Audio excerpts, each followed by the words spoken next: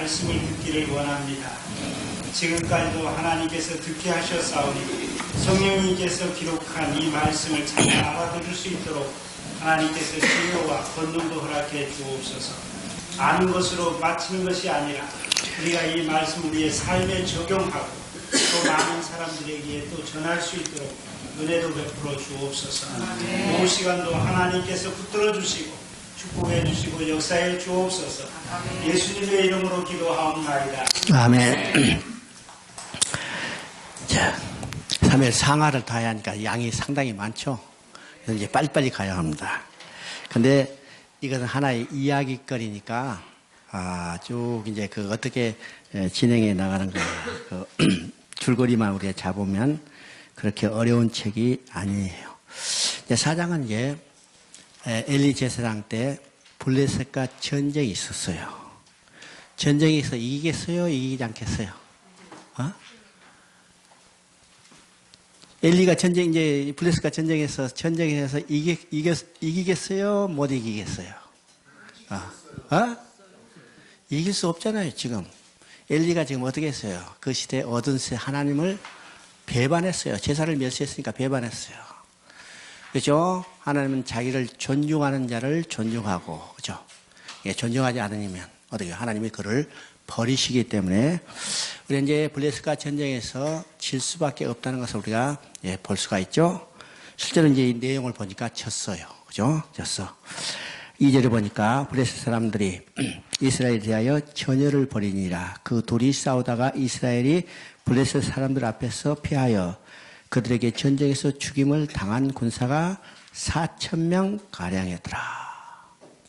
자, 여기까지 우리가 이제 패한 거. 근데 더 중요한 것은 왜 패는 자체를 알지 못한다는 거죠. 패는 아니고. 그것이 3절에 나옵니다. 백성이 진영으로 돌아오며 이스라엘 장로들이 우리 이르되 여호와께서 어찌하여 우리에게 오늘 블레셋 사람들 앞에서 패하게 하였는고. 여호와의 언약궤를 실로에서 우리에게 가져다가 우리 중에 있게 하여 그것으로 우리들 원수 손에서 구원하게 하니 이에 백성이 실로에 사람을 보내어 그룹 사이에 계신 만군의 여호와의 언약궤를 거기서 가져왔고 엘리의 두 아들 홈리와 비나스는 하나님의 언약궤에 함께 거기에 있었더라. 자, 이 내용을 보면요, 야, 그들이 신앙이 회복돼서 참 하나님의 언약궤를 앞서서 싸우려고 했구나 생각할지도 몰라도 그들의 신앙이 어떤 것인가를 보여줍니다. 보여주죠. 지금 블레셋과 싸움에서 패했어요. 패했어. 그러면 그 패한 원인이 뭐 때문에 패한 것을 그들이 알아야죠. 왜 그들이 패했어요? 그들이 하나님을 배반하고 떠났기 때문에 하나님이 그들을 버리신 거예요. 버리시다면 지금 어떻게 해요? 패한 사실을 가지고 어떻게 해요? 이제 하나님 앞에 다시 돌아와서 회개하고 돌아와야 해요. 블레셋에게 패하게 하신 것은 그들이 회개하고 하나님을 다시 의지하도록 하기 위한 하나님의 계시라는 사실입니다. 계시라는 사실이요. 그러니까 우리가 어떠한 상황 가운데도 우리는 뭘 볼 수 있냐면 하나님이 어떤 하나님인가. 이 하나님을 볼 수 있어요. 우리는 성경 전체는 어떤 거냐면 하나님이 어떤 하나님인가를 보시는 하나님의 자기 계시라는 사실을 우리가 깨달아야 합니다. 깨달아야죠. 우리가 이제 이것을 통해서 우리가 뭘 보이느냐. 우리 에스겔에서 12장 15절을 한번 봅니다. 에스겔서 15장 15절.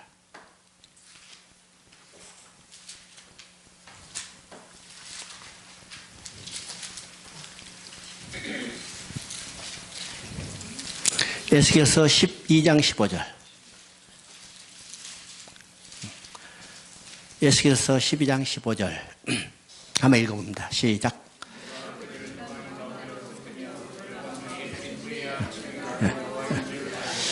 자, 지금 여기서도 중요한 계시가 나오죠. 이제 유다가 지금 바벨론을 포로로 끌려가요. 그죠? 바벨론 포로로 끌려가. 바벨론으로 포로로 끌려가게 하시면서 이방이 흩으시면서 여호와가 누구신가를 알게 하려 함이라. 그렇죠? 여호와가 누구신가를 알게 하는 하나님의 자기 계시라는 거예요. 그러면 에스겔서에는 바로 이 말이 몇 번 반복되냐면 70번 쪽 70번 정도 반복돼요. 여호와께서 여호와가 누구신가를 알게 하냐니라. 34장 27절을 보면 반대로 그들을 돌아오게 하시면서도 여호와가 누구신가를 알게 하려함이라고 했어요. 그러면 멸망받아서 포로로 끌려가는 것도 목적이 뭐냐면 하나님이 누구신가를 알게 하게 하는 하나님이 자기 계시하는 거죠. 또 반대로 그들을 해방시켜서 다시 돌아오게 하는 것도 하나님이 누구신가를 알게 하는 하나님의 자기 계시라는 거예요. 그러면 지금 블레셋에 지금 이스라엘이 피한 것도 어떻게 해요? 하나님을 떠난 그들을 회개하고 돌아오게 하는 하나님의 자기 계시라면 이들이 어떻게 해요? 이제는 하나님만 의지하고 하나님의 손을 힘입어서 그들에게 블레셋과 싸워야 하는데 지금 어떻게 했어요? 여호와 계를, 그죠? 하나님의 언약 계를 실로에서 가져다가 우리가 이거 보면 야, 얘들이 이제 돌아와서 하나님의 언약, 하나님을 의지해서 싸운다 생각할지 몰라도 이건 그런 의미가 아니고 이미 그들을 떠난 하나님을 배반한 그들은 하나님이 떠났어요. 하나님을 떠난 언약궤는 아무 의미가 없어요. 근데 이 언약궤는 궤짝을 들고, 그렇죠? 궤짝을 앞세워서 그들은 블레셋과 싸워서 이기려고 했어요. 그럼 이건 어떤 의미냐면 언약의 궤짝, 하나님이 언약궤라는 궤짝, 하나님을 떠난 언약 궤짝만 붙들고 싸우라는 것은 이건 미신적 신앙입니다. 미신적 신앙. 그래서 결과적으로는 어떻게 되냐. 언약궤를 들고 나가는데 전쟁에서 지고 또 언약궤도 빼앗겨버렸어요. 빼앗겨. 당연하죠. 하나님이 떠난 언약궤는 궤짝에 불과해요. 아무 능력도 나타나지 않아요. 그렇죠? 그러니까 빼앗길 수밖에 없어요. 빼앗길 수밖에. 우리 신앙들이 바로 이런 미신적 신앙이 아닌가 생각해 봐야죠. 이런 일이 또 언제 일어나면 유다 말기에 또 있었어요. 예레미야 7장 4절을 보면 이것이 하나님의 성전이나 하나님의 성전이나 하나님의 성전이나 하지 말라고 그랬어요. 왜일까? 그들은 눈에 보이는 하나님의 성전이 그들이 그 성전을 의지해서 성전이 그들을 멸망으로부터 지켜주실 것이라고 생각했어요. 그래서 성경은 말했죠.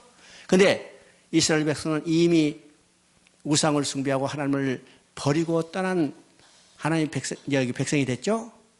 하나님은 그들과 계시지 않아요. 하나님의 영광이 이미 떠나버렸어요. 이것이 에스겔서 앞부분을 우리가 보면 알 수 있죠. 에스겔서 8장을 보면 어떤 내용이요? 에스겔 8장 보면 하나님이 에스겔을 데리고 성전에 데리고 왔어요. 그 성전에 데려가 보니까 그 성전 안에서 어떤 일이 벌어졌는가. 여인들이 단무스를 향하여 숭배하고 있어요. 또 70인의 장로들이 어떻게 해요? 70인의 장로들이 우상을 숭배하고 있어요. 제사장들이 하나님의 성전을 등지고 태양을 향하여서 숭배하고 있어요. 단무스 신, 우상이죠. 또 제사장들이 우상을 숭배하고 제사장들이 태양신을 숭배하고 70인 장로들이 우상을 숭배하겠어요. 하나님의 성전에서는 어떻게 해야 해요? 하나님의 성전에서는 하나님을 섬겨야 해요. 하나님께만 예배드려야 해요. 그 자리에서 지금 우상을 숭배하고 있어요. 하나님은 그곳에 계실 수 없죠. 그래서 하나님의 영광이 떠나는 장면이 나옵니다. 그러면 하나님의 영광이 떠난 성전은 아무런 의미도 없고 아무런 능력도 나타나지 않아. 그런데 그 성전을 바라보고 하나님의 영광이 이미 떠난 성전을 바라보고 그들은 어떻게 해요? 이 성전이 있는 한 우리는 안전할 것이다 이렇게 생각했어요. 그러니까 예레미야 선지자는 뭐래요? 그 성전을 보고 이것이 너희들이 성전이라 하지 말라는 거예요. 성전은 어떤 것이요? 하나님이 함께 계시는 것이요. 그런데 하나님이 떠난 성전은 빈집에 불과해요. 껍데기 그물을 보고 그것이 능력을 행할 것이라고 그들은 생각했죠. 마찬가지로 하나님을 떠난 이 언약궤는 어떤 것이요? 빈 상자에 불과해요. 빈 상자에 불과해요. 그것을 앞세워서 그들이 블레셋과 전쟁에서 싸워서 이 언약궤가 능력을 발휘해 줄 것을 믿었는데 어떻게 돼요? 하나님은 언약궤에 함께 계시지 않아. 하나님의 능력은 나타나지 않아. 그래서 그들은 피하고 마는 겁니다. 피하고 마죠. 그리고 이제 12절부터 22절까지는 엘리 가정에 내린 심판이죠. 내린 심판이요.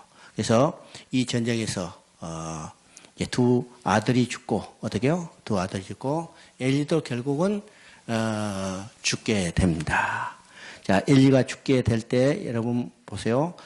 4장 17절 18절을 읽어봅니다.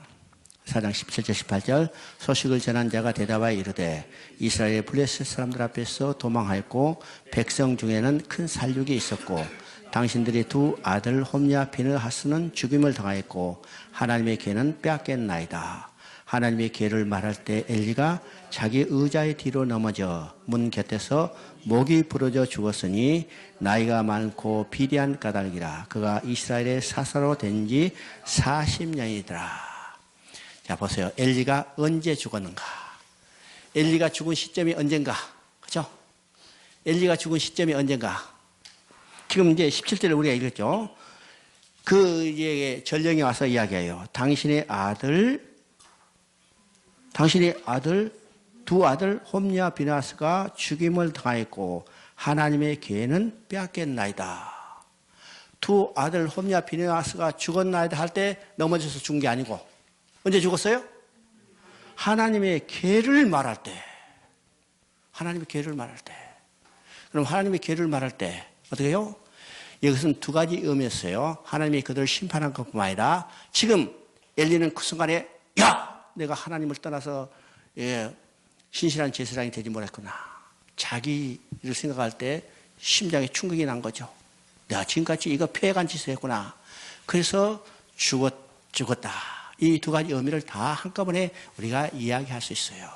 하나님의 괴, 그죠? 우리 생각 인간적으로 볼 때는 두 아들이 죽은 것이 더 심통할 거예요. 그러나 하나님의 사람에는 뭐요? 하나님의 괴. 그 괴는 어떤 것이요? 하나님이 계신 것이고, 지금 엘리는 지금까지 어떤 삶을 살았는가? 하나님의 괴를 배반하는 것과 마찬가지죠. 하나님의 괴는 하나님이 인을 드러내는 아주 표시인데 그것을 소리했어요. 결국 그 괴가 빼앗겼다는 생각을 들었을 때 엘리는 충격을 받았을 겁니다. 그것으로 아마 죽었겠죠. 그 다음에 이제 19절을 보면요. 그의 며느리 비려나서 아내가 임신하여 해산할 때 가까이 있더니 하나님의 괴를 빼앗긴 것과 그의 시아버지와 남편이 죽은 것을 듣고 갑자기 아파서 몸을 굽히려 해산하고, 그죠? 그 다음에 21절을 보니까 이르기를 영광이 이스라엘을 떠났다 하고 그 아이 이름을 이가봇이라 하였으니 하나님의 괴가 빼앗기고 그의 시아버지와 남편이 죽었기 때문이며. 여기서 지금 이 아내가 죽은 것은 먼저 뭘 이야기하냐면 하나님의 괴가 빼앗긴 것을 먼저 이야기해요. 중요한 게죠. 하나님의 괴를 빼앗겼다는 것은 하나님의 영광이 그들을 떠났다는 거예요. 그죠? 하나님의 영광이 그들을 떠났겠어. 그래서 그 이야기도 지금요. 아이 이름을 이가봇이라 하였고 이 이가봇은 이스라엘의 영광이 이스라엘에서 떠났으니겠죠. 22절 보니까 또 이르기를 하나님의 길을 빼앗겼으므로 영광이 이스라엘에서 떠났다 하였더라. 그럼 과연 하나님의 영광이 이스라엘에서 떠났겠는가? 그죠? 하나님의 영광은 이스라엘을 떠난 게 아니라 엘리가 살던 이 실로에서 떠나고 엘리 가문으로부터 떠났지만은 하나님의 영광은 이스라엘에서 떠나지 않았어요. 떠났지 않았죠? 자, 5절에 보니까 5장에 봅니다.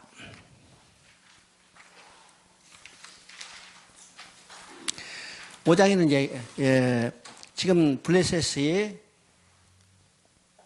여호와의 개, 지금 법궤를 빼앗아 가지고 가시고 그들의 다곤 신당에 두었습니다. 다곤 신당에. 그래서 이제 그 다곤 신당에 두었을 때 어떤 일이 벌어졌고 결국은 이 다곤 신당에 여러 가지 문제가 생기자 이 여호와의 궤를 옮겼지만은 옮긴 곳마다 문제가 생기죠. 말썽이 생겨요. 그들이 감당할 수 없기 때문에 결국 돌려보내기로 결정한 내용이 지금 5장에 나온 내용입니다. 5장에 보면 블레 사람이 하나님의 기회를 빼앗아 가지고 에베네스로부터 아스도드에 이르니라. 블레 사람이 하나님의 기회를 가지고 다곤의 신전에 들어가서 다곤 곁에 두었더니 아스도 사람들이 이튿날 일찍 일어나 본즉 다곤이 여호와의 기회 앞에 엎드려서 그 얼굴이 땅에 닿았는지라. 그들이 다곤을 일으켜 다시 그 자리에 세웠더니 그 이튿날 아침에 그들이 일찍 일어나 본즉 다곤이 여호와의 기회 앞에서 또다시 엎드려 얼굴이 땅에 닿았고 그 머리와 두 손목을 끊어져 문지방에 있고 다곤의 몸뚱이만 남았더라. 자, 이것이 어떤 내용인가?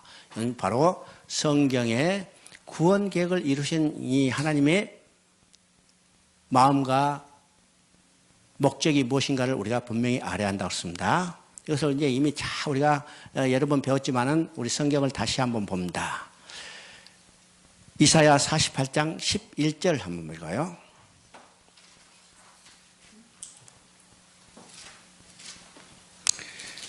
이사야 48장 11절.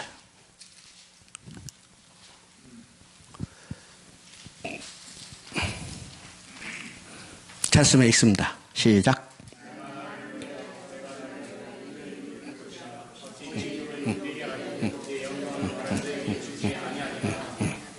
자, 우리는요, 지금까지 이사야 48장 11절에 우리가 구속사적인 관점에서 성경을 배우지 않을 때는 별로 관심도 없고 이 내용에서 잘 알지도 못했어요. 그러나 성경을 우리가 하나님이 하신 일, 구속사 관점에 볼 때는 이 한마디가 얼마나 중요한가를 알아야 합니다. 그래야 우리가 성경을 정확히 이해할 수 있어요. 그러면 지금 하나님이 구원 계획을 이루신 목적은 하나님의 자신을 위해서, 그렇죠? 내가 나를 위하여. 그리고 구체적으로 내 이름을 누구에게 모독받겠으면 내 영광을 누구에게 찬탈당하려 그랬죠? 그러면 이것은 어떤 의미일까? 어떤 의미인가요? 여러분, 부모가 자녀를 잃어버렸다면 반드시 찾는다고 했죠? 반드시 찾아. 찾지 않으면 부모 아니라고 했어요. 그러면 부모가 잃어버린 자식을 찾는데 누구를 위해서 찾아요? 부모 자신을 위해서 찾아요? 아니면 잃어버린 자식을 위해서 찾아요? 우리는 이건 같은 동시에 이루어지지만은 논리적인 순서로 한번 생각해 봐요. 논리적인 순서로 부모 자신을 위해서 찾아요? 아니면 잃어버린 자식을 위해서 찾아요? 누구를 위해서 찾아? 부모 자신을 위해서 찾아요. 왜요? 자식을 낳은 목적이 부모 자신을 위해서잖아요. 자신의 기쁨과 영광을 위해서 자식을 낳았다. 잃어버리면 어떻게 해요? 또 찾아요. 왜? 자신의 기쁨과 영광을 위해서 찾죠. 그래서 내가 나를 위하여. 하나님이 잃어버린 자기 백성을 찾는 것도 하나님 자신을 위해서요. 자신을 위해서죠. 그래서 구체적으로 내 이름을 누구에게 모독받겠으면 내 영광을 누구에게 찬탈당하려. 이 말은 하나님이 창조 때 어떻게 했어요?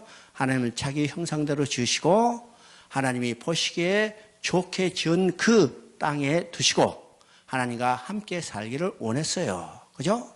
근데 이 인간이 사단의 유혹을 받아서 선악과를 따먹고 결과적으로 무슨 신세로 전락되냐면 사단의 노예로 전락됐죠? 그러면 누구의 이름이 모독받았어요? 하나님의 이름이 모독받았죠. 하나님의 영광이 훼손됐죠. 훼손됐어요. 그래서 아담으로 인해서 모독받은 하나님의 이름과 영광을 누구를 통해서 회복할 것인가? 하나님 자신이 이름을 거룩하고 영광을 회복하기 위해서 이 구원 계획을 이루시는 것이요. 이것이 성경의 이야기입니다. 성경의 이야기. 그래서 그러면 누구를 통해서 어떻게 이루어질 건가? 그러면 아담을 위해서 하나님의 이름이 모독받고, 그죠? 아담이 쫓겨나서 사단의 노예로 전락돼서 하나님이 이름이 모독받고 하나님의 영광이 훼손됐죠? 그러면 어떻게 해요? 하나님의 이름이 거룩하게 되고 하나님의 영광이 회복되기 위해서는 어떻게 해요? 쫓겨난 인간을 다시 돌아오게 해요. 찾을 때 이름이 거룩하게 함을 받고 영광이 훼손되죠? 그러면 누구를 통해서 돌아오게 해요? 어떤 방법으로 돌아오게 해요? 역시 창세기 3장에 이미 게시되어 있어요. 여자의 후손을 보내주셔서 가죽 옷을 지어 입혀서 돌아오게 하겠다.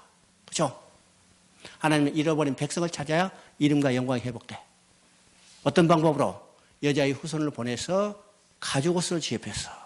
다른 말하면요, 신약적으로 이야기하면 여자의 후손이 오신 예수님께서 십자가에 죽으셔 피 흘려야만 우리 하나님은 잃어버린 백성을 찾게 되고, 잃어버린 백성을 찾음으로 아담으로 인하여 모독받은 하나님의 이름과 영광이 회복되는 거예요. 그래서 예수님의 십자가의 죽음의 의미는 뭐라고 써요?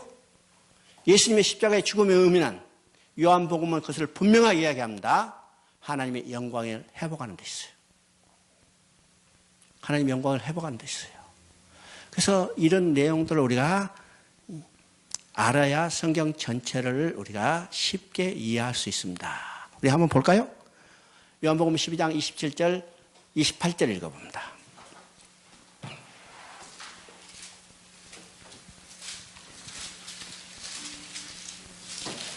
요한복음 12장 27절, 28절.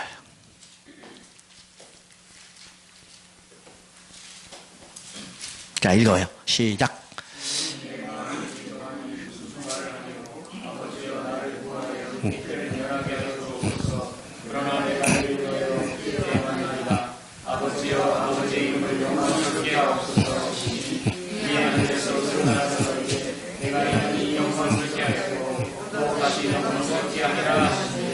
자, 예수님이 십자가에 못 박혀 죽으실 때가 됐죠?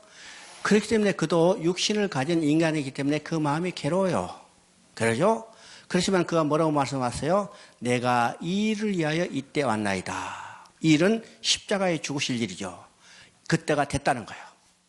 그러면 예수님이 십자가에 죽으시면 어떤 일이 발생해요? 하나님의 영광이 회복되는 거예요. 하나님의 영광이 회복되는 거죠? 왜요?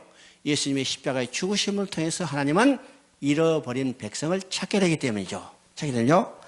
자, 이것을 더 우리가 더 확실하게 볼 수 있는 것은 요한복음 13장 31절을 한번 읽어봅니다.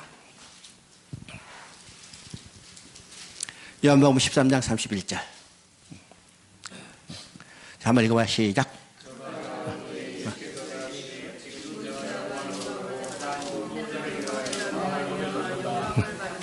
자, 여기는 이제 어떤 사건이요? 그가 나간 후에라고 써요. 그가 나간 후에는 뭐냐면 가룟 유다가 예수님을 팔기 위해서 나간 후에죠. 가룟 유다가 예수님을 팔기 위해서 나간 후에 뭐라고 써요? 야, 이제는 들켰으니까 도망가자 이렇게 하지 않고 인자가 영광을 받을 때가 됐다는 거예요. 그죠? 그것으로 해서 아버지께 영광이 돌아갈 때가 됐다는 거예요. 왜일까? 가룟 유다가 예수님을 팔므로 예수님은 붙잡혀서 예수님은 십자가에 못 박혀 죽으시오. 예수님이 십자가에 못 박혀 죽으시면 백성들의 죄가 사함을 받고 하나님은 잃어버린 백성을 찾게 되고 하나님은 잃어버린 백성을 찾음으로 아담으로 인해 모독받은 하나님의 영광이 회복되는 거예요. 회복되는 거죠? 그러니까 구원 계획을 이루시는 하나님의 마음은 어떤 것인가? 하나님 자신을 했어요. 구체적으로 모독받은 하나님 이름을 거룩하게 하고 훼손된 하나님의 영광을 회복하는 일입니다. 그래서 구약에도 이런 사건들이 어떤 것인가? 지금 언약궤를 빼앗겼어요. 하나님의 궤를 빼앗겼어요. 하나님의 궤를 빼앗겼다는 것은 어떤가? 하나님의 영광이 모독받은 거죠.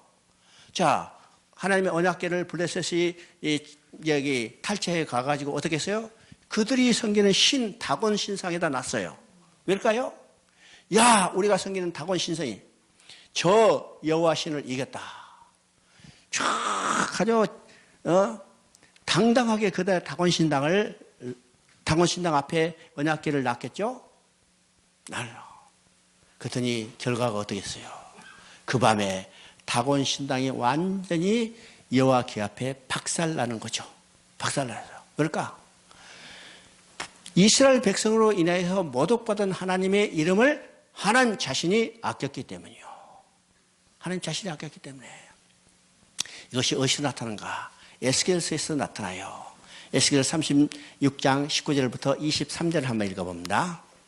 에스겔 36장 19절부터 23절.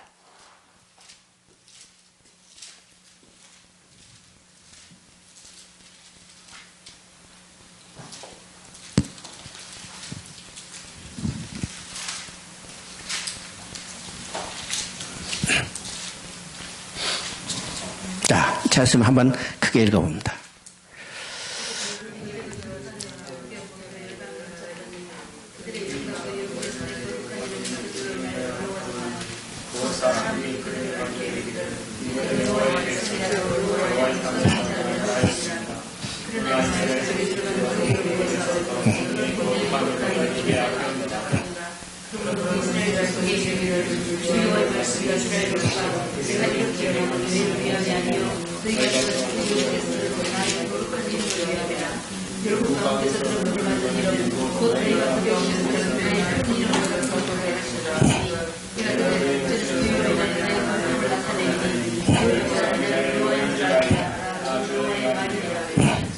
자, 이거는 아주 설명할 필요 없이 그대로 나타나죠. 이스라엘 백성이 우상을 배우다 하나님의 징계를 받아서 포로로 끌려갔어요. 포로로 끌려갔어. 포로로 끌려감으로 인해서 뭐가 모독받았어요? 하나님 자신의 이름이 모독받고 더럽혀졌어요. 자기 백성을 위해서 모독받고 더럽히는 하나님의 이름을 누가 아꼈냐면 하나님 자신이 아꼈죠. 하나님 자신이 아꼈어요. 그래서 그 영광을 회복하기 위해서 그들을 돌아오게 하는 겁니다. 에스겔서의 가장 중요한 핵심은 바로 여기에 있어요. 자기 백성으로 인해서 모독받은 하나님 이름과 영광을 하나님 자신이 아끼고 그를 돌아오기 위해서 하나님의 영광을 회복하는 데 있죠. 회복하는 데 있어요. 이것이 다니엘서도 똑같은 주제인 것을 우리가 보게 됩니다. 다니엘 세 친구가 포로로 끌려갔어요. 느부갓네살이 금신상을 만나놓고 절하라고 그러죠. 하나님의 백성이 우상의 신 앞에 절할 수 없어. 이방 신 앞에 절할 수 없어요. 그래서 절 안 했어. 그랬더니 느부갓네살이 뜨거운 불 가운데 그들을 던지려고 그래요. 하면서 뭐라고 말해요? 너희들을 능히 내 손에서 건질 신이 누구겠느냐. 그랬더니 이 세 친구들은 그럼에도 절하지 않고 어떻게 했어요? 불물에 들어갔어요. 불물에 들어가면서 뭐라고 말합니까? 우리가 섬기는 하나님이 계시다면 불무불에서 능히 건져낼 뿐만 아니라 왕의 손에서도 능히 건지시겠느니라. 그들이 불무불에 들어갔죠. 누가 그들을 지켜줬어요? 누가 그들을 지켰어요? 하나님이요. 왜요? 이 세 친구가 불물에 타 죽어버린다면 누구 이름이 모독받아요? 그들이 섬기던 하나님이 이름이 모독받아요. 그러니까 이 세 친구가 어떤 자격이나 공로가 있어서가 아니라 어떻게 해요? 하나님이 자기 자신의 이름과 영광을 지키기 위해서 이 세 친구를 지켜주셨다는 거예요. 그죠? 바로 지금 엘리가 언약궤를 앞세워서 블레셋과 전쟁을 해서 결국 빼앗겼지만, 자, 블레셋이 이 언약궤를 탈취해서 자기 신들이 이겼다고 다곤 신상에 아주 당당히 나왔는데, 결과적으로 이 다곤 신이 어떻게 했어요? 하나님의 귀 앞에 엎드려 박살나는 걸 봐요. 누구의 이름을 아꼈어요? 하나님 자신이 하나님의 이름을 아꼈다는 것을 우리가 보게 됩니다. 보게 되죠? 자,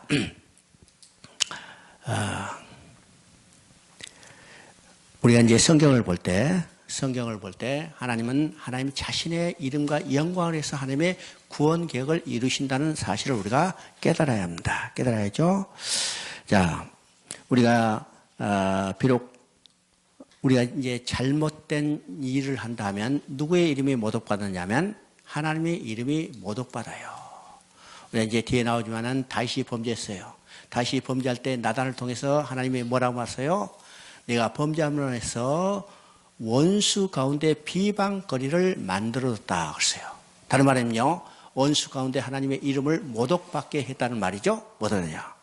우리가 잘못된 일을 하면 누구의 이름이 모독받았냐면 하나님의 이름이 모독받아요. 하나님 받아요.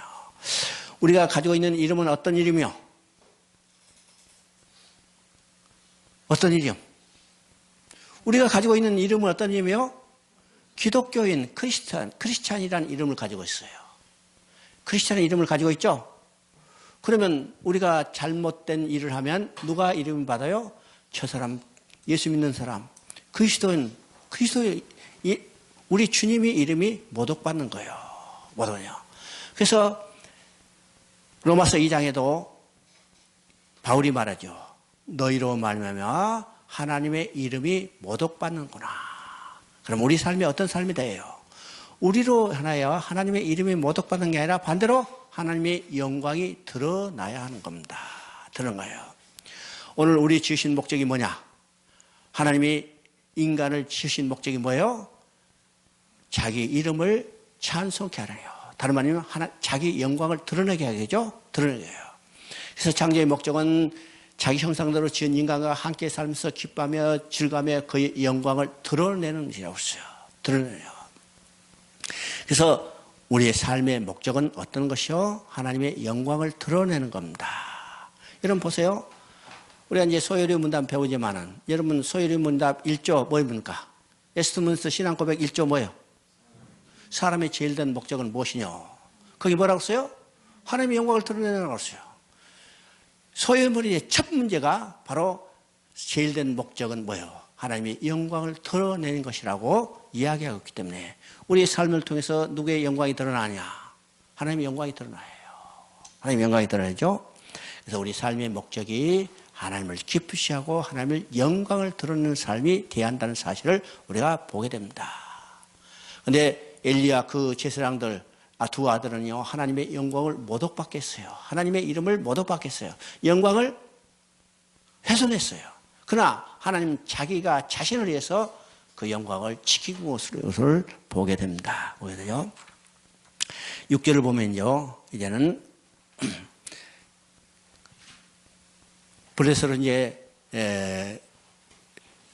여호와의 궤가 탈취당했죠. 그래서 이제 그 가는 곳마다 지금 문제가 생기니까 이 블레셋 사람들이 견딜 수가 없어.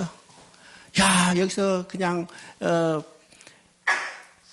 문제가 생기니까 그 궤를 다른 데로 옮겼는데 또 거기서 생겨. 또 옮겼는데 또 생겼어. 그래서 어떻게 하냐면 야 이게 안 되겠다. 이건 하나님의 손이 우리를 치는구나. 이거 생각하고 이제 이 궤를 다시 보낼 것을 결단하고 보내기로 하죠. 보내기로 합니다. 자, 이 보내기로 결단할 때 우리가 이제 6장 1절을 보면 여호와 궤가 브레스 사람들의 지방에 있는지 7달이라 브레스 사람들이 제사장들과 복술자들을 불러서 이르되 우리가 여호와의 궤를 어떻게 할까? 그것을 어떻게 그 있던 곳으로 보낼 것인지 우리에게 가르치라. 그죠? 이제는 보내야겠어. 도저히 이제 이 궤를 우리가 그들이 가지고 있어가는 감당할 수 없는 이 문제가 생기니까 보내기로 결단하는 겁니다. 자, 그들은요, 무력으로는 이겼을지 몰라도 하나님의 손은 결코 이길 수 없죠. 하나님의 손길은 그들은 견소 감당할 수 없어요. 그래서 결국은 그들이 결단하고 여호와의 궤를 있던 곳으로 보내기로 합니다. 자, 우리가 이제 보는 것 같이 6절을 한번 봅니다. 6절. 애굽인과 바로와 그들의 마음을 안악하게 한 것 같이 어찌하여 너희가 너희의 마음을 안악하게 하겠느냐. 그가 그들 중에 재앙을 내린 후에 그들이 백성을 가게 함으로 백성이 떠나지 않겠느냐. 그러므로 새 수새를 하나 만들고 멍에를 메어 보지 아니하는 젖나는 소 2마리를 끌어다가 소의 수레를 메우고 그 송아지를 메어 집으로 돌려 여호와의 궤를 가져다가 수레를 싣고 속건제로 드릴 금으로 만든 물건들을 상자에 담아 궤 곁에 두고 그것을 보내어. 지금 여호와 궤를 보내기로 지금 결단하고 지금 보내는 장면이죠. 그럼 여기서 우리가 봐야 합니다. 그들이 새 수레를 넣고 지금 젖나는 송아지가 있는 암소 2마리를 앞에서 끌게 하고, 그죠? 끌게 해서 그 보내게 해요. 자, 그때 그들이요 지금 암소 2마리를 끌게 하는데 자기들 생각이 어떤가? 이게 지금 여호와의 손이 우리를 치는 것 같은데 정말 그런가? 한번 시험하자 이렇게 생각을 해요. 생각을 하고 젖나는 염소 2마리에 있는 암소를 끌게 해서 이 암소가 본능대로 젖나는 송아지가 떨쳐버리지 말고 그대로 다시 돌아간다면 어때요? 이 일은 지금 여호와의 궤가 다곤 신당에서 여기 다곤 신당을 때려부시고 그 다음에 여러 가지 가는 곳마다 말썽을 일으키는 이것은 자연적으로 일어난 일이고 만약 이 젖나는 소가 송아지 있는 대로 가지 않고 곧바로 간다면 이건 하나님의 손이 이끌었다. 이렇게 해서 이제 그들이 하나의 시험거리를 만드는 거예요. 근데 이 젖나는 소가 어떻게 해요? 본능대로 송아지 있는 대로 가지 않고 어떻게 했어요? 본능, 여기 곧 장 앞으로 갔어요. 그러면 이건 어떤 의미요? 이 일들이 다 우연히 일어난 일이 아니라 하나님의 손이 그들을 이끌었다는 것이죠. 이끌어요. 왜 그럴까? 하나님이 자신의 이름과 영광 안에서 이 모든 것을 하나님이 친히 자기의 능력대로 이끌었다는 사실을 우리가 보게 되는 겁니다. 보게 되죠? 자, 10절부터 18절까지는, 18절은 이제 벳세메로서 하나님의 계획을 갔어요. 우리가 이제 어디서 하나님의 계획을 가져다가 지금 이스라엘과 블레셋과 싸움을 했어요? 실로에 있는 궤를 가져다가 블레셋과 싸움을 했어요. 그것이 이제 탈취당한 다음에 돌아오게 할 때는 어디로 돌아오냐 하면 벳세메스로 돌아왔어요. 그러면 이것이 어떤 의미일까? 그냥 실로에 있던 거 갔다가 우연찮게 벳세메스로 돌아왔을까? 이런 의미가 아니죠. 우리는 성경에서 하나하나의 의미가 있다는 사실을 봐요. 그러면 실로는 어떤 곳이냐면 에브라임 지파가 있는 곳입니다. 에브라임 지파가 있는 것이죠. 그러면 나중에 여자의 후손은 어디서 태어났는가? 유다 지파에서 태어나야죠. 유다 지파에서 태어나요. 그래서 지금까지 실로에 있던 언약궤 하나님의 궤가 떠나서 어디로 왔어요? 다시 돌아올 때는 어디예요? 벳세메스로 돌아왔어요. 벳세메스는 어느 곳이냐면 유다 지파가 점령했던 땅입니다. 그러니까 지금 실로를 떠나서 어디로 하는가? 이방 여기 다른 지파가 있던 곳을 떠나서 하나님은 본래 있어야 할 그 자리로 다시 돌아온 거예요. 그렇죠? 본래 있어야 할 자리는 유다 지파 자리로 돌아와요. 유다 지파. 그래서 엘리가 하나님의 언약궤를 가지고 블레셋과 싸우다가 이 언약궤를 빼앗긴 것은 악이죠. 악인데 하나님은 그것을 뭘로 바꿔주셔서? 선으로 바꿔주셔서 이 하나님의 언약궤가 있을 제자리로 돌아오게 하는 것을 보게 됩니다. 보게 되죠. 자, 이것이 다 하나님의 손길이 하나님의 뜻대로 역사하시는 것을 우리가 보게 돼요. 우리 성경을 말합니다. 성경은 우리가 이제 창세기 50장 20절에 요셉이 고백하죠. 당신들은 나를 헤아려 하시나 하나님은 그것을 손으로 바꿔서, 그죠? 손으로 바꿔서. 또 로마서 8장 28절에 바울이 이야기한 것처럼 하나님을 사랑한 자, 그 뜻대로 부르심을 입은 자들은 모든 것을 합력하여 선을 이루시리라. 선을 이루는 거죠? 선을 이룬다는 것은 하나님이 보시기에 좋은 것을 이루신다는 거예요. 성경의 선이라는 말은 바로 이제 제일 처음에 창세기 1장에 나오는 하나님이 보시기에 좋았다는 말이 바로 히브리 언어로 토브라는 선이라는 말입니다. 선이라는 말이에요. 그래서 요셉이 뭐라 했어요? 당신들은 나를 헤아렸으나 하나님은 그것을 뭐라요? 선으로 바꾸사. 이건 하나님이 보시기에 좋은 것을 바꾼 거예요. 바로 이것이 이 로마서 8장 28절에 하나님이 모든 것을 합력하여 선을 이루시니라. 선을 이루시오. 우리가 이것을 이제 잘못해서 자기의 유익을 위해서 이 말씀을 붙들고 기도할 때도 있죠. 하나님, 내가 원하는 거 다 해주세요. 이것이 모든 것을 합력하여 선을 이루시는 하나님이라고 부르짖는데 그런 의미가 아니고 하나님은 하나님 보시기에 선한 것으로 이루어 가시는 겁니다. 이루어 가시죠? 그래서 우리가 성경을 볼 때 모든 환경 가운데서 모든 우리의 본인이 나타나는 현상 가운데서 하나님이 그것을 어떻게 하나님이 보시기에 좋은 것으로 만들었는가, 다른 말하면 선을 이루어 가시는가를 볼 수 있어야 해요. 이것이 우리의 믿음입니다. 믿음이죠. 우리 삶 속에요, 우리가 원하는 것만 나타나지 않아. 그렇죠? 우리가 원하는 것이 더 많아요? 아니면 원치 않은 일들이 더 많아요? 어떤 일이 더 많았어요? 원치 않은 일이 훨씬 더 많았죠. 원하는 일은요, 잠깐 지나 싹 지나가버렸어요. 근데 원치 않은 일은 오지 말라도 꼬이꼬 가가지고 계속 뭉개고 있는 거예요. 이것이 우리 삶입니다. 그때 우리가 어떻게 할까? 야, 원치 않은 거, 보내지 마세요. 빨리 물러가게 해주세요. 이것이 우리의 기도죠. 그런 기도예요. 그렇죠? 나쁜 일 절대 우리에게 나게 오지 마세요. 좋은 일만 보내주세요. 나쁜 일 오면 빨리 물러가게 해주세요. 이것이 우리의 실제적인 기도입니다. 그런데 우리의 신앙은 어떤 신앙이요? 원하는 것이 올 수도 있어요. 우리가 생각할 수 없게 밀려들어요. 그것이 밀려들어갈 때 우리 믿음은 그것을 통해 하나님이 어떻게 하나님 보시기에 좋은 것으로 만들어가는 것을 믿음의 눈으로 바라보는 겁니다. 바라보는 거죠. 바로 지금 브레스에서 언약궤를 빼앗겼지만 하나님은 그것을 선으로 바꿔서 어떻게 해요?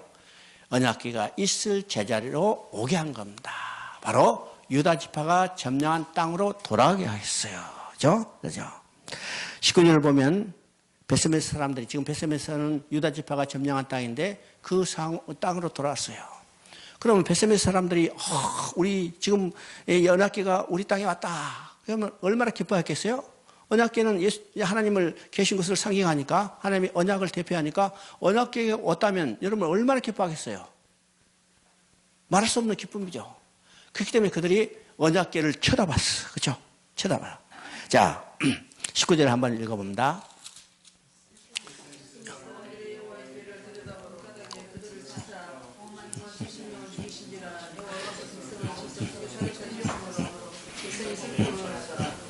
자, 베스메스 사람들이 이제 언약궤를 들어보다가 5만 70명, 이건 뭐 5만이 70명이 하여튼 사람들이 많이 죽었어요. 그죠? 크게 살려고 했더라. 20절에 보니까 베세메 사람들이 이제 이 거룩하신 하나님 여호와 앞에 누가 능히 서리오 그를 우리에게 누게로 올라가게 하시가 할까. 이거는 중요한 말입니다. 베세메 사람이 지금 언약궤를 들여다보다가 다 죽었어요. 왜 언약궤를 들여다보다가 다 죽었어요? 왜 언약궤를 들여다보다가 다 죽였을까? 구약의 사람들은 하나님의 언약궤를 볼 수가 없어요. 볼 수 없죠? 직접 볼 수 없어. 그래서 구약의 여러 장치로 하나님이 그 백성이 직접 하나님을 만나게 하는 것을 금지하고 있다는 사실을 우리가 보게 됩니다. 그 사실이 어디가 처음에 나타나는가? 출애굽기 19장 11절 12절 19장 내용이요. 출애굽기 19장에 내보면 그 내용이 쭉 나와 있는데 이제 출애굽기 19장은 내용은 어떤 것이요? 이스라엘 백성이 시내산에 도착했죠. 시내산에 도착하고 출애굽기 19장 4절 5절을 보면 이스라엘 백성과 시내산 언약을 맺어요. 그렇죠? 시내산 언약. 그 시내산 언약을 어떻게 맺는가? 하나님 모세를 통해서 말하죠. 너희가 내 명령을 준행하면, 그렇죠? 내 명령을 준행하면 나는 너희 하나님 되고 너희는 내 백성이 되리라. 그렇죠? 그랬더니 백성들이 뭐라고 써요? 우리가 하나님 명령을 다 준행하겠나이다.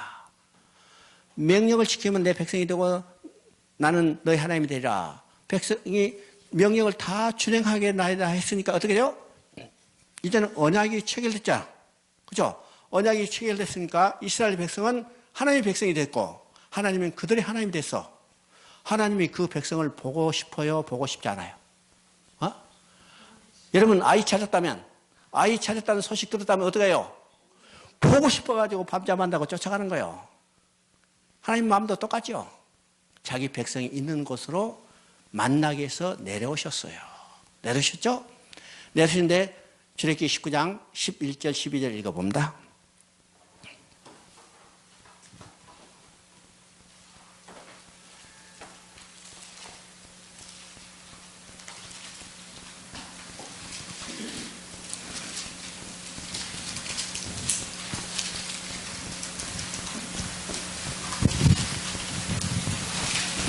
자, 읽어봐요. 시작. 19장 11절 12절 출애굽기.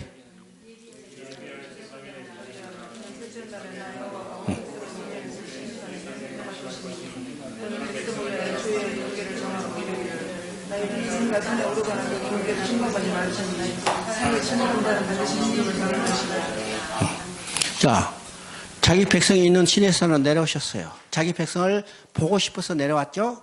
근데 경계를 정해놓고 들어오지 못하겠어요. 들어오면 어떻게 해요? 죽임을 당한다. 그죠? 자, 백성이 보고 싶어서 내려왔는데 경계를 정해놓고 들어오지 말아요. 이게 성막 구조도 마찬가지요. 지성소에 들어가는 문은 휘장으로 막아놓고 1년에 한 번만 제사장이 들어갔는데, 제사장도 지성소에 들어갈 때는 어떻게 하는가? 지성소에 있는 하나님을 배울 수 없어. 지성소에 어떻게 하면, 제사장이 1년에 한 번 들어갈 때 지성소에 구름이 가득하고, 구름이 가득하면 보여요? 보이지 않아요? 안 보여요.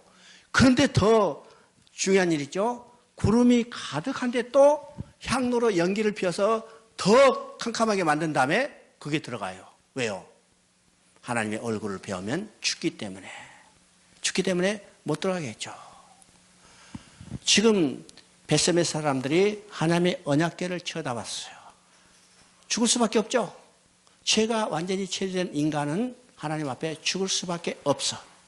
그래서 5만 70명이 죽었어. 자, 그것을 보고 이 백성들이 말해요. 누가 하나님 앞에 능히 서리요? 죄가 해결되지 않는 인간들은 아무도 설 수 없어요. 그럼 죄가 해결되지 않는 인간들을 누가 하나님 앞에 담대하게 설 수 있게 만들어요? 오직 예수 그리스도예요. 예수 그리스도가 자기의 피로 우리의 죄를 다 씻었기 때문에, 이제 우리가 죄가 완전히 해결됐죠? 해결됐기 때문에 이제는 하나님 앞에 담대히 설 수 있는 겁니다. 담대히 서서. 이것이 신약과 구약의 중요한 차이죠. 그래서 누가 능히 서리요?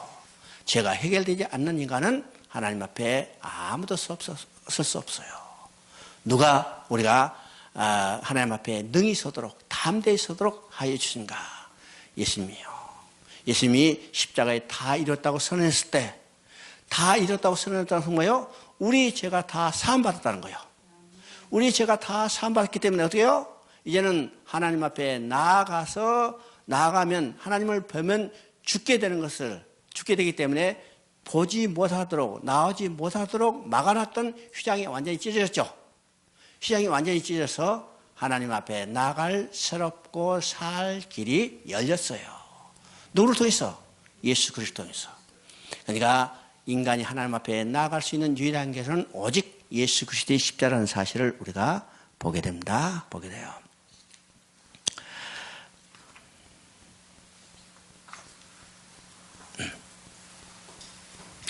하나님께서 어째서 언약궤를 본래 있던 장소 실로로 보내시지 않고 벳세메로 인도하셨을까?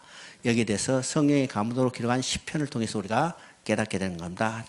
시편 78편에 나와 있는 내용입니다. 하나님은 실로의 성막, 인간이 세우신 장막을 떠나셨고, 그렇게 하신 이유는 요셉의 장막을 싫어하시며 에브라임 지파를 택하지 아니하시고 오직 유다 지파, 그 사랑하는 시온산을 택하셨어. 그렇기 때문에 실로, 곧 에브라임 지파가 점령하던 곳에 있던 언약궤는 이 블레셋과 전쟁을 통해서 그곳을 떠나서 탈취당했다가 다시 돌아올 때는 어디로 가요? 유다 지파가 있는 벳세메스로 돌아오게 하는 겁니다. 그래요. 자, 8절 한번 읽어봅니다. 7장. 7장은 이제 이 엘리가 다스리던 모든 시대는 이제 끝이 났습니다. 끝이 났죠? 끝이 나고 이제는 드디어 사무엘이 장성한 후에 사무엘이 그 사역을 감당하는 시대입니다. 그렇죠? 그래서 7장 1절을 보면 기랏 여아림 사람들이 와서 여호와의 궤를 옮겨 산에 있는 아비나답의 집에 들여놓고 그의 아들 엘리야사를 거룩하게 하여 여호와의 궤를 지키게 하였더니 궤가 기랏 여아림에 들어간 날부터 20년 동안 오래 있는지라 이스라엘 족속이 여호와를 사모하니라. 그리고 3절에 사무엘이 이스라엘 온 족속을 말하여 이르되, 그러니까 지금요 어느 정도 세월이 지나는 거죠. 세월이 지난 후에 이제 사무엘이 장성한 후에 이제 사무엘이 그 사역을 감당하는 것을 이야기합니다. 드디어 이제 사무엘이 정상적으로 하나님의 부르심을 받은 선지자로 제사장으로 왕으로 등극하는 내용입니다. 등극하는요. 우리 이제 사무엘은 어떤 사람인가? 사무엘은요, 구약의 모세와 더불어 그리스도의 메시아직을 예표하는 사람 중에 하나입니다. 그래요? 메시아직을 예표해요. 그러면요, 구약의 메시아직, 곧 기름 부음 받은 자는 누구야 하냐면 선지자였죠. 또 제사장이었죠. 왕이었어요. 그러면 모세도 바로 이 선지자와 제사장과 왕의 사명을 감당했어요. 말이죠. 바로 모세는 누구를 예표하면 예수 그리스도를 예표하죠. 마찬가지로 사무엘도 똑같이 선지자와 제사장과 왕적 사명을 감당했어요. 선지자로서 예언을 했죠. 제사장도 하나님 앞에 제사를 드렸죠. 또 왕으로서 사사로서 다스려요. 드디어 하나님께서 예비한 사무엘이 바로 그 사역을 감당하는 내용이 바로 7장의 내용입니다. 7장의 내용이요. 그래서 사무엘을 이제 공식적으로 사역을 감당할 때 제일 먼저 한 일이 뭐냐면 회개 운동을 일으키는 겁니다. 회개 운동을 일으키죠. 여러분 보세요. 이제 7장 3절부터 한번 쭉 6절까지 읽어보면 사무엘이 이스라엘 온 족속에 말하여 이르되 만일 너희가 전심으로 여호와께 돌아오거든 이방 신들과 아스르 다롯을 너희 중에 제거하고 너희 마음을 여호와께로 향하여 그만을 섬기라. 그리하면 너희를 브레스 사람 손에서 건져내시리라. 이에 이스라엘 자손이 바알들과 이스라엘 아스타를 제거하고 여호와만 섬기니라. 사무엘이 이르되 온 이스라엘을 미스바에 모이라. 내가 너희를 위하여 여호와께 기도하리라. 그들이 미스바에 모여 물을 길어 여호와 앞에 붓고 그날 종일 금식하고 거기에서 이르되 우리가 여호와께 범죄하였나이다 하니 사무엘이 미스바에서 이스라엘 자손을 다스리니라. 자, 여기서 삼중직이 그대로 나타난 것을 보게 됩니다. 삼중직이요. 첫째는 지금 사무엘이 지금 사역을 할 때 제일 먼저 하는 일이 어떤 것이요? 선지자로서 회개를 촉구하는 겁니다. 회개를 촉구하는 거죠? 그러면 이 일은 누구하고 비슷하냐면 신약에서 세례 요한과 비슷해요. 그죠? 세례 요한. 세례 요한이 제일 먼저 한 말이 어떤 것이요? 회개하라 천국이 가까웠나이다. 예수님도 공생에 사역할 때 첫 선언이 뭐요? 회개하라 천국이 가까웠나이다. 우리가 하나님 앞에 나아갈 수 있는 첫 번째는요, 회개하는 겁니다. 회개하라. 회개. 그래서 지금 사무엘도 그 백성들에게 뭘 촉구하냐면 회개를 촉구하는 겁니다. 회개를 촉구해요. 여호와께 너희가 전심으로 여호와께 돌아오거든. 돌아오거든요. 돌아오는 것이 회개죠. 돌아오는 것이 회개입니다. 자, 회개야 우리가 참회란 말 또는 이제 반성이란 말, 우리가 이제 회개하고 참회를 또 혼동에 쓰기도 하지만은 엄밀한 의미에서는 어떤 것인가? 회개와 참회는 구별이 돼요. 회개는 어떤 것이요? 회개는 가던 길을 그대로 돌아오는 겁니다. 다른 말은요, 양심적, 도덕적, 윤리적 문제가 하나도 해결되지 않은 상태에서, 그죠? 해결되지 않은 상태에서 그대로 180도 돌아오는 거예요. 이것이 회개입니다. 예수님이 뭐라고 선포했어요? 회개하고 돌아오랬어요. 그죠? 양심적, 윤리적 문제 해결하는 말이 아니요. 회개하고 그 문제 그대로 안고 그대로 돌아오라는 겁니다. 그대로. 참회는 어떤 것인가? 참회하고 후에 이런 것들이 정확히 명확히 구분되지 않지만은 이 참회를 이야기할 때는 양심적, 도덕적, 윤리적 문제를 완전히 해결한 후에 돌아가려고 하는 것이 참회예요. 참회를 통해서 누구도 하나님 앞에 나아갈 수 없습니다. 그렇죠? 여러분이요, 우리의 윤리적, 양심적, 도덕적 문제를 다 해결할 수 있어요? 해결할 수 있어요? 아무도 완전히 해결할 수 없어요. 아무도 완전히 해결할 수 없다면 아무도 하나님 앞에 나아갈 수 없다는 거죠. 그렇기 때문에 하나님은 예수님 뭐라고요? 회개하라. 회개하면 양심적, 도덕적, 윤리적 문제가 해결되지 않는 상태에서 그 모습 그대로 돌아오라는 거예요. 여러분은 어떻게 했어요? 회개했잖아요. 회개했어요.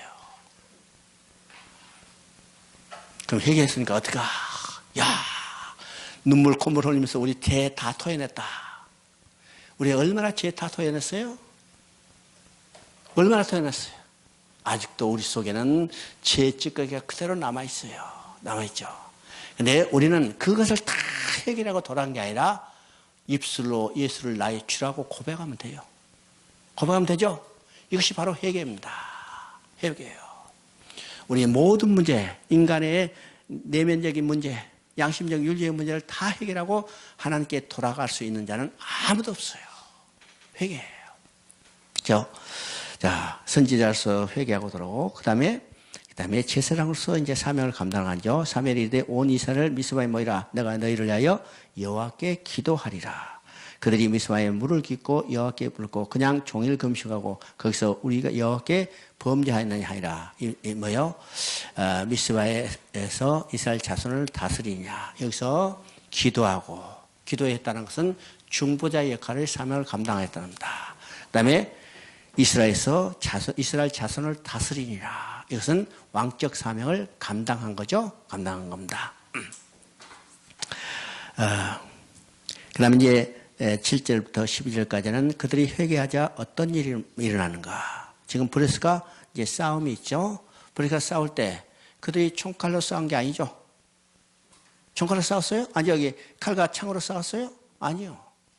회개를 통해서 여호와를 의지해서 여호와의 힘으로 싸웠어요. 왜일까? 이 모든 전쟁은 영적 전쟁이고, 이 영적 전쟁은 누가 싸워주시는가? 하나님이 싸워주시는 거예요. 여기서 어디서 나타나요? 다윗이 골리앗과 싸울 때 바로 전쟁은 여호와께 싸웠느니 너희는 칼과 단창으로 나오지만 나는 만군의 여호와 이름으로 나간다고 했어요. 우리의 영적 전쟁은 어떤 것이요? 우리 힘으로 싸우는 게 아니고, 우리의 어떤 무력으로 싸우는 게 아니고, 인간적인 수단으로 싸우는 게 아니고 하나님의 능력으로 싸우는 거예요. 하나님의 능력으로 싸워요. 우리 지금 영적 전쟁의 가장 천병으로서 여러분을 불러서 지금 일선에 서셨죠. 우리가 어떻게 싸울 건가? 여호와의 능력으로 싸워요. 여호와의 힘을 입어서 싸워요. 우리 역대기 20장을 보면 여호사밧이 암몬과 전쟁을 해요. 암몬 연합군과 전쟁을 하죠. 이 전쟁을 보세요. 어떻게 전쟁을 하는가? 암몬의 연합군이 얼마나 수가 많아요? 그것에 비하면 여호사밧 군대는 그저 보기에 미미할 정도예요. 미미할 정도. 그러면 이 엄청난 군대와 싸우기 위해서는 많은 군사를 모집하고 그 군사를 훈련해서 싸워야 할 텐데, 여호사밧은 전쟁은 여호와께 속았다는 사실을 확실히 알고 있는 거예요. 그리고 믿었던 거예요. 그래서 그 전쟁을 어떻게 싸웠어요? 찬양대를 앞세워서 싸웠어요. 이건 역사상 전후무한 전쟁이죠. 찬양대를 앞서서 싸운 전쟁이 그 후로는 없었어. 그 전에도 없었어요. 이건 인간의 생각으로는요, 도저히 이해할 수 없는 인간의 수단과 방법을 초월한 이야기죠. 초월한 이야기예요. 우리는 이 땅에서 우리가 영적 전쟁을 하고 있을 때 이 영적 전쟁을 어떻게 싸울 건가? 우리 힘과 능력이 아니고 우리 수단과 방법이 아니고 오직 하나님의 힘을 덧입혀서, 하나님의 능력을 덧입혀서 우리가 싸워야만 이길 수 있다는 것을 우리에게 보여줍니다. 우리가 이제 여호수아에서 나온 전쟁에서도 우리가 보게 되죠. 여호수아에서 나온 전쟁, 가장 유명한 전쟁은 어떤 전쟁이냐면은 바로 여리고성을 점령하는 전쟁입니다. 그죠? 여리고성을 점령하는 전쟁. 여호수아에서 가장 유명한 전쟁이요. 그러면 여리고성을 점령하는 전쟁을 할 때 어떻게 했어요? 그들이 성을 점령하기 위해서 공성 장비를 준비하지 않았어요. 공성 훈련을 하지 않았어요. 단지 13번 돌고 소리쳤을 뿐이죠. 이건 인간적인 수단이요? 인간적인 방법이요? 아니요. 오직 하나님의 약속을 믿고 하나님의 순종함으로 그들이 여리고성을 무너뜨릴 수 있는 거예요. 오직 하나님의 능력이 힘든 거죠? 능력에. 우리는 많은 그런 경험들을 이제 삶 속에 우리는 체험해야 합니다. 물론 우리 생활 속에도 체험하지만은 우리가 이제 보면요, 지금 다 목회도 하고 또 특별히 우리 멀리 계시는 선교사들 이제 여기 왔는데, 이 선교 현장이 얼마나 영적 전쟁이 치열해요. 지금 오늘 중국도 참 문제가 많죠. 정말 중국이 지금 시진핑이 완전 이제 정권을 틀어쥐고 독재의 길로 갔죠. 이미 들었어요. 중국에서는 이제 시진핑을 시황제라고 그래요. 시황제. 그래서 예, 기독교 아니라 다른 종교도 탄압하지만은 다른 종교는 탄압할 것도 없어요. 그냥 다 이미 공산당에 이제 항복하고 엎드렸기 때문에 천주교도 완전히 항복했어요. 항복했어. 지금까지 이제 중국의 천주교는 공산당 그러니까 종교국에서 주교를 2사람 임명하고 그다음에 바티칸에서 주교를 7명 임명해서 중국 전체에 9명의 추기경이 있었어요. 추기경이 있었는데 지난 4월, 5월 바티칸과 이제 중국 정부가 협상해서 중국에 있는 9명의 추기경 전체를 중국 종교국이 임명하도록 협정을 맺었습니다. 그러니까 완전히 중국 정부의 황고에 엎드려버린 거죠. 엎드려버렸어요. 그런데 기독교는 어떻게 해요? 기독교는 할 수가 없죠. 할 수 없어요. 우상 앞에 절할 수 없어요. 로마 황제에 절할 수 없어요. 마찬가지로 시진핑에 절할 수 없어요. 그래서 지금 저항하고 있는데 여러 가지로 지금 혼란한 상태입니다. 혼란한 상태. 그래서 중국의 이제 정부에서 3자 교회를 통해부터 지금 압박을 가하는 것은 뭐냐? 강시상 뒤에 우리 이제 십자가 달렸죠. 십자가 한쪽에는 모택동 초상, 한쪽에는 시진핑 초상, 그다음에 한쪽에 국기를 걸어놓고 예배송을 어떤 노래를 부르겠어요? 치라해, 치라해, 그렇죠? 중국 국회가 일어서라, 일어서라요. 전진, 전진. 이건요, 중국 군대, 8.1 군대가 이 해방전쟁을 할 때 불렀던 군가예요. 군가. 이 군가를 예배송으로 하고 있어요. 다는 않지만은 지금 일부 이제 그렇게 점진적으로 해나가는 겁니다. 해나가. 자, 우리는 이런 영적 전쟁에서 우리 힘이 아니요. 우리는 얼마나 연약한 자들이요? 그러나 나를 위하여 누가 싸워주실 건가? 하나님이 자신의 이름과 영광을 위하여 싸워주신다는 사실을 우리가 볼 수 있어요. 만약요, 기독교가 다 공산당 앞에 엎드리면 누구 이름이 모독받아요? 하나님의 이름이 모독받아요. 바로 이것이 다니엘서의 이야기죠. 이 새 친구가 느부갓네살 왕이 세운 금신상 앞에 절한다면 누구의 이름이 모독받아요? 하나님의 이름이 모독받아요. 그러니까 하나님은 자신의 이름과 영광을 위해서 우리를 위하여 싸워주시는 거예요. 싸워주시는 거예요.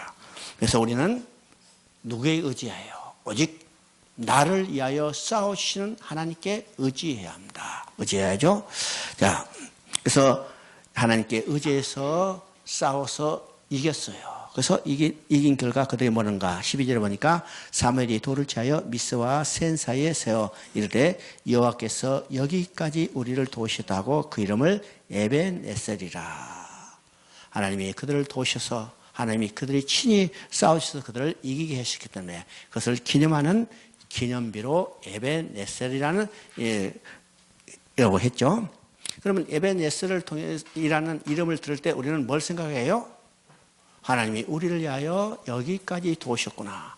하나님이 우리를 위하여 친히 싸우셨다는 이 사실을 다시 깨닫고 우리 믿음이 어떻게 해요? 더 견고해져야 합니다. 견고하죠? 그 다음에 8장을 보면 이제 8장은 아주 이제 중요한 전환점이 되는 장입니다. 8장 이제 사무엘이 나이 늙어돼서 그 사명을 제대로 감당하지 못하게 될 때 그러면 어떻게 하면 그 아들들이 왜요? 제사장이니까 제사장은 혈통적으로 되는 거죠? 여러분 제사장은 혈통적으로 되는 거예요. 구약의 제사장은 나오면 그 아들들이 제사장이요. 그리고 이제 제사장 직임을 담당할 연령이 되면 기름 부어서 제사장 사명을 감당해요. 그러니까 사무엘도 제사장이니까 그 아들들이 제사장 혈통적으로 제사장이 돼야 하는데 어떻게 됐어요? 지금 두 아들들은 어떤 모습이냐면 어떤 모습이에요? 3절에 보니까 그 아들들이 자기 아버지의 행위를 따르지 않냐고 이익을 따라 뇌물을 받고 판결을 굽게 하니라. 자, 여기서 우리가 깊이 깨달아야 할 거예요. 깊이 깨달아야 할 거죠. 사무엘 어떤 사람이요? 하나님의 바쳐진, 소위 말해서 나실인, 하나님이 쓰임받는 사람이죠. 사람이세요. 그러면 그 아들들은 어떻게 해요? 누가 말하 해도 정말 하나님만 섬기는 신실한 신앙인의 모습이 되어야 할 텐데 어떻게 됐어요? 어떻게 됐어? 아버지의 행위를 따르지 아니하고 이익을 따라 뇌물을 받고 판결을 굽게 하니라. 이 말은 어떤 말입니까? 신앙은 혈통적 유전적이 아니라는 거예요. 제사장으로 자식으로 태어났으니까 혈통적으로는 제사장이 됐어. 그렇죠? 혈통적으로 제사장이 됐는데 그들의 신앙은 뭐요? 하나님을 떠나서 죄악을 범하고 있는 겁니다. 그래서 신앙은 제사장의 직책은 혈통적 유전적이 될지 몰라도 그들의 신앙은 혈통적 유전적이 아니고 어떻게 해요? 반드시 가르쳐야 해요. 반드시 가르쳐야 합니다. 오늘 우리 주위에도 이런 일들을 많이 볼 수 있죠. 우리 주위에도 이런 일들을 많이 볼 수 있어요. 권사 딸, 신앙이 얼마나 신실할까. 근데 교회 안 다녀. 우리 흔히 볼 수 있는 일이요. 신앙은 혈통적 유전적이 아니고 반드시 가르쳐야 해요. 우리가 사사기 18장 30절에도 똑같은 내용이 나요. 사사기 18장 30절은 어떤 내용이냐면 지금 단지파가요. 자기 기업을 회복하기 위해서 저 라이스라는 데서 그 족속이 살고 있는 것을 이게 몰아내고 그 땅을 탈취했어요. 그리고 그에 가서 보니까 어떤 사람을 만나느냐. 자, 미가라는 사람, 미가는 이제 17장에 나오는 사람이죠. 이 사람이 개인 집에 우상을 섬기는 사당을 만들어 놓고 거기다가 내인을 제사장으로 세워놨죠. 라이스 땅에 갔다가 이 제사장을 만났어. 딱 보니까 야, 신실하다. 이 사람 우리 제사장으로 모시겠다. 해가지고 이 미가 집에 우상 단지를 훔쳐다가 단지파가 섬기는 이 우상 제단을 만들어 놓고 누구를 제사장으로 삼았는가? 모세의 손자 게르손의 아들 요나단이라. 그러면 요나단은 모세의 증손이요. 모세의 사대손이죠. 사대손. 보세요. 우리가 모세하면 이스라엘의 위대한 영도자. 그죠? 이스라엘의 위대한 영도자. 그 후손은 누가 뭐래도 하나님만 섬길 것 같은데 4대 만에 어떻게 됐어요? 우상을 섬기는 사당의 제사장으로 들어가서 거기서 살고 있어요. 제사장, 우상을 섬기는 제사장이 됐어요. 이거는 신앙이 혈통적 유전적이 아니라는 거죠. 반드시 신앙은 가르쳐야 해요. 언제부터? 언제부터? 어릴 때부터. 어릴 때 언제부터? 그죠?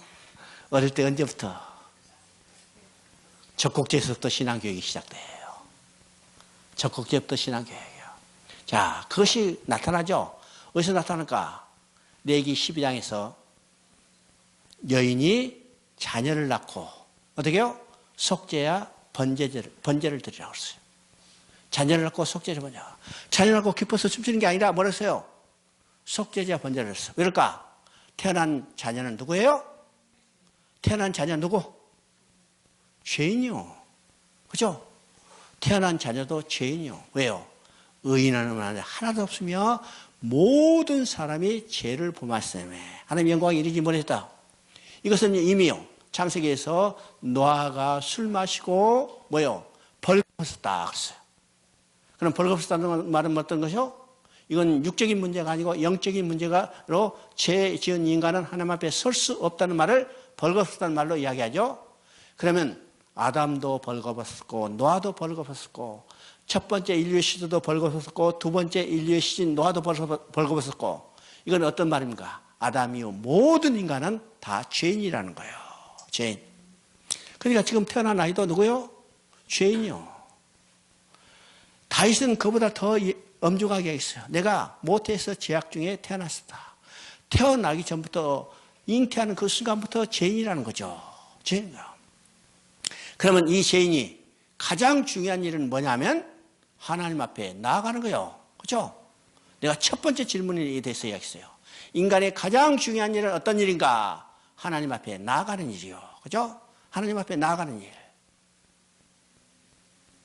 그러면 구약에서 하나님 앞에 나아가는 길을 보여주는 건 뭐예요? 제사를 드린 거예요. 그래서 여인이 자녀를 낳고 그 자녀에게 하나님 앞에 나아가는 길을 열어주기 위해서 뭐 했어요? 번제와 속죄제를 했어요. 다른 말은요, 첫 번째 신앙교육이 이루어진 겁니다. 그죠? 신앙교육이죠. 그러면 오늘 이 시대는 어떻게 해요? 번제와 속죄제를 드린 게 아니라 어떻게 해요? 이제는 번제와 속죄제는 예수 그리스도에서 완성이 됐어요. 그럼 누구를 만나게 해요? 예수 그리스도를 만나게 해요. 이게 바로 신앙교육이에요. 신앙교육. 그래서 우리 신앙교육이 얼마나 중요한 것을 우리가 깨닫게 합니다. 그래서 지금 이제 사무엘도 신앙교육이 잘못됐다는 사실을 우리가 보게 되죠. 성경은 신앙교육이 잘못돼서 망한 사람들이 많이 있죠. 그죠? 신앙교육이 잘못돼서 망한 사람들이 많이 있어요. 지금 엘리도 신앙교육이 잘못돼서 망했어. 지금 사무엘도 신앙교육이 잘못돼서 자녀가 나쁜 짓을 하고 있는 거예요. 나쁜 일이요. 그래서 이 백성들이 사무엘 앞에 나와서 당신 자녀들은 우리를 다스릴 사사로서 자격이 없어요. 왕으로서 자격이 없으니까 우리에게 왕을 세워달라고 요구하는 겁니다. 그러면 그들이 왕을 세워달라고 요구할 때 어떤 왕을 세워달라고 하는가? 5절에 봅니다. 거기에 이르되 보소서 당신은 늙고 당신들의 아들들은 당신의 행위를 따르지 아니하니 모든 나라같이 우리에게 왕을 세워 우리를 다스리게 하소서 한지라. 자, 지금 백성들이 나와서, 그죠? 백성들이 나와서 사무엘을 통해서 이야기합니다. 우리에게 왕을 세워달라. 그러면 그들이 왕을 세워달라면 우리가 이제 사사기로부터 쭉 보면 하나님이 사사시대에 눈에 보이는 왕이 없으므로 백성들이 자기의 소견대로 옳을 대로 행해서 혼란이 반복되는 시대죠. 그러면 하나님은 한 왕을 세워서 왕정 시도로 전환하기 위해서 룻기를 통해서 한 왕을 예선했죠. 예선했으면 이 백성들이 나와서 하나님이여 당신이 우리를 위하여 예선한 왕을 우리를 위하여 세워주세요. 이렇게 요구하는 것이 당연하겠죠. 근데 이 백성들은 뭐예요? 하나님께서 예선한 왕을 우리를 위하여 세워달라고 하지 않고 모든 나라와 같은 왕을 세워달라고 했어요. 그러면 모든 나라와 같은 왕은 어떤 것을 의미할까? 이스라엘 백성이 지금 사사시대에 우상을 숭배하다가 하나님이 징계로 지금 이방 나라의 침공을 받았어요. 그 침공을 받아서 압제를 하니까 자기들은 왕이 없어. 야, 우리는 왕이 없어. 나라가 이게 빈궁하구나. 우리를 침공한 저 나라를 보니까 왕이 셌어. 야, 저 나라들은 왕이 세서 나라가 부강해서 우리를 침공했구나. 우리도 저 나라처럼 왕을 세워주면 우리도 잘 먹고 잘 살 때. 바로 이 생각 때문에 모든 나라와 같은 왕을 세워달라는 거죠. 왕을 세워달라는 거예요. 그러면 이들이 세워진 왕은 어떤 것이요? 이것이 똑같이 반복되는 것이 어느 때인가? 예수님이 오실 때하고 동일한 시대입니다. 그러면 이 사사시대 그들이 왕을 세워달라는 것은요, 정치적으로, 경제적으로 나라를 일으켜서 그들이 잘 먹고 잘 살게 하는 왕입니다. 이것이 모든 나라와 같은 왕이에요. 예수님이 오실 때도 똑같죠? 그들이 메시아를 대망하고 기다렸어요. 그 메시아는 어떤 메시아요? 로마의 압제로부터 그들을 해방시키고 헐벗고 굶주린 그들을 잘 먹고 잘 살게 하는 정치적인 경제적인 메시아예요. 이것을 대망했어요. 그래서 예수님이 오병이어의 기적을 베풀자, 야, 예수님이 우리 왕으로 모시면 우리 평생 잘 먹고 잘 살겠구나. 그렇기 때문에 그들은 예수님을 임금으로 사임을 하죠. 왕으로 사임을 해요. 예수님은 숨으셨어요. 왜요? 만왕의 왕으로 오신 그분을 그들의 육신의 소용만 채워되기를 원하는 왕으로 세워달라 때 하나님은 예수님은 그들을 떠날 수밖에 없죠. 떠날 수밖에 없어요. 이것이 사무엘 시대뿐만 아니라 예수님이 오실 시대도 그러고 오늘 이 시대도 동일한 왕을 요구하고 있다는 사실을 우리가 보게 되는 거예요. 우리 예수님을 왕이라고 이야기해요. 그죠? 찬송도 부르고 또 기도할 때도 왕이라고 불러. 우리가 예수님을 왕으로 부르고 예수님을 왕으로 찬송할 때 그 왕은 진정 어떤 왕인가? 그죠? 어떤 왕이요? 나를 잘 먹고 잘 살게 하고 출세시키고 좋은 일만 가져다 주는 이 정치적인 군사적인 경제적으로 부유하기를 누리게 하는 그런 육신적인 왕이에요. 왕이요. 그래서 오늘 많은 성도들의 마음속에 어떤 것인가? 하나님과 예수님을 열심히 찾아요. 열심히 찾아. 목적이 뭐예요? 자기 목적을 달성하기 위해서요. 자기 목적을 달성하기 위해서 자기 목적을 달성하기 위해서 예수님과 하나님을 열심히 찾고 부르는데 그 예수님과 하나님은 자기 목적을 달성하기 위한 전능한 종으로 사용하겠어요. 이분은 왕이지만은 실제로 그 삶 속에서는 전능한 종으로 사용하기 위해서 하나님을 열심히 찾고 부르죠. 그런 사람일수록 더 간절히 부르주는 거예요. 그죠? 오늘 우리의 모습이 어떤 것인가 우리가 가만히 생각해 봐야 합니다. 생각해보죠. 자. 그래서 하면 이런 질문이 가능하게 됩니다. 장로들이 왕을 구했을 때 오냐? 내가 예선에 놓은 왕을 주리라. 야, 하나님은 그렇게 할 수 있었죠? 야, 알았다. 내가 예선한 왕을 주겠다. 만약에요, 하나님을 예선한 왕을 바로 주었다면 어떤 결과가 나타났을까? 어떤 일이 났을까? 하나님께서 왕을 예비해 놓으신 의도와 그들이 왕이 의도하는 요구가 상반되기 때문이요. 하나님은 하나님이 준비한 왕을 내세워서 메시아 왕국을 예표하기를 원하죠. 근데 이 백성들이 요구한 왕은 육신적으로 그의 필요를 채워주는 왕을 요구했기 때문에 하나님은 하나님이 예비한 왕을 그들에게 허락하시지 않았어요. 허락했잖아요.